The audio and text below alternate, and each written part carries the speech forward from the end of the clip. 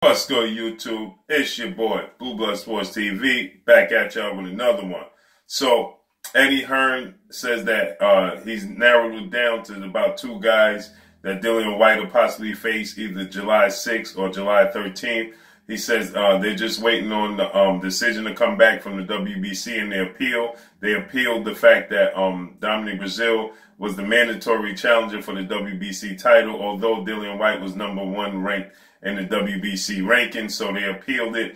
They want to get their shot at the WBC, understandably, so they want, since Dominic Breazeale is going to be fighting Deontay Wilder May 18th, they want to be pushed up to the front should Deontay Wilder be successful or whomever be successful. Dillian Whyte just wants his shot at the WBC. He wants to be the mandatory for the WBC. So Eddie Hearn is stating that they're going to wait until the appeal comes down and the decision is made and see what goes on with that before they make a decision. But they're narrowing it down to two guys, Alexander Povetkin and Luis King Kong Ortiz, for July 6th or possibly July 13th, either or. But the ideal situation is to go July 6th or July 13th. Definitely, they want to keep those dates. The opponent is yet to be named. Emmanuel Charles still an option as well. But Eddie Hearn said the more likely opponents are Dillian Whyte,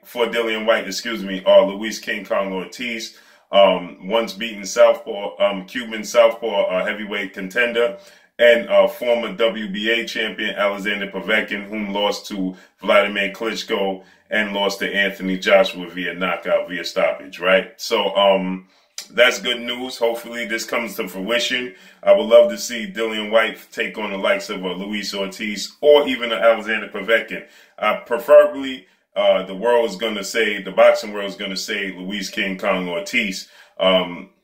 And we see that Luis Ortiz was going back and forth with Dillian Whyte just before Dillian Whyte had his rematch with Derek Chisora December 22nd. But I want to say about 6 weeks leading up to that fight, it wasn't sure if Derek Chisora was going to sign the contract and the fight was going to go through and come to fruition. And so Luis King Kong Ortiz name was being thrown around. Dillian Whyte said he didn't duck Luis Ortiz and he would fight Luis Ortiz December 22nd. Luis Ortiz responded and said, okay, send me a contract, send me an offer, and let's make it happen. But there was some confusion as, Dillian Whyte was stating that Ortiz said that he wanted to have the fight in the States, and Ortiz was saying he'll fight Dillian Whyte anywhere. So the fight didn't come to fruition, needless to say. We saw Dillian Whyte take on Derek Chisora in a rematch, which was an exciting fight. It was an action-packed fight, and it saw Dillian Whyte knock Derek Chisora out cold with a mean left hook, right? So after that, he's been on a winning streak. He had a fight of the year type of candidate fight with Joseph Parker before he fought Derek Chisora in the rematch. So, a lot of people felt like Dillian Whyte lost the first fight with Derek Chisora, so he cleared up all of those feelings. He cleared that all up, cleared that situation right up by knocking Derek Chisora out. So with that said, a lot of people were clamoring to see Dillian Whyte take on Luis Ortiz, and now that he was slated, to fight Dominic Breazeale in the eliminator, because Dominic Breazeale is the mandatory for the WBC and Dillian Whyte is the #1 ranked challenger for the WBC. How that worked, I'm not too sure, right? It's a little bit confusing. But with that said, Dillian Whyte, it looked like Dillian Whyte was going to take on Dominic Breazeale, as Deontay Wilder was slated to rematch Tyson Fury after he took on Tyson Fury and ended in the draw December 1st, before the Dillian Whyte's fight with Derek Chisora, the rematch, right? So we saw that end in the draw, and everybody in the boxing world, everybody just assumed that Deontay Wilder and Tyson Fury were going to do it again and were going to run it back,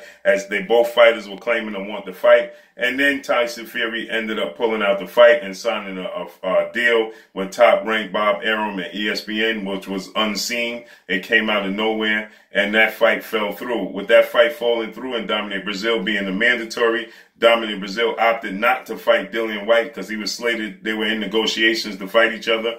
And Dominic Brazil opted not to fight Dillian Whyte. He opted to go the route of, facing Deontay Wilder for the immediate shot at the WBC title, and rightfully so. As that's understandable. Why go and fight an eliminator for the belt when you could go right ahead and fight for the belt? So it's understandable why Dominic Brazil went in the direction he went in.